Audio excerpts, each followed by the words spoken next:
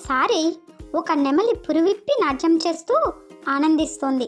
రంగురంగుల పింఛంతో నెమలి మరింత అందంగా ఉంది. తన అందమైన పింఛాన్ని చూసుకుని ఎంతో గర్వపడింది. కొంతసేపటికి అక్కడికి ఒక పెద్ద కొంగ వచ్చింది. అది నెమలితో కబుర్లు చెప్పాలి అనుకుంది. కానీ నెమలి బోసిగా ఉన్న కొంగ తోకను చూసి అసహ్యించుకుంది. నా వైపు అలా ఎందుకు చూస్తున్నావు అని నెమలిని కొంగ అడిగింది. అందుకు నెమలి నవ్వుతూ, నీ తోకను చూసి నవ్వొస్తోంది. ఈకలు ఏమిటి అలా ఉన్నాయి? అందం లేదు, పొడవు లేవు. నన్ను చూడు ఎంత అందంగా ఉన్నానో అంది.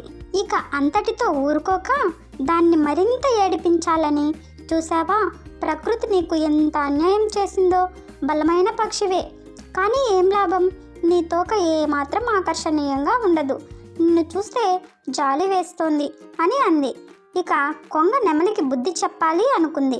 నీకేం తెలుసు, ప్రకృతి అందరికీ అన్నింటికీ ఎప్పుడూ సమన్యాయమే చేస్తుంది.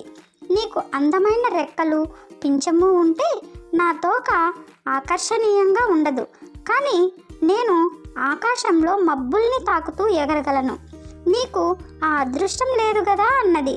నెమలి తన పొరపాటును గ్రహించి కొంగను క్షమించమని కోరింది. ఓకే ఫ్రెండ్స్, కథ నచ్చితే ప్లీజ్ లైక్ చేయండి, సబ్స్క్రైబ్ చేసుకోవడం మర్చిపోవద్దు. Thanks for watching, bye.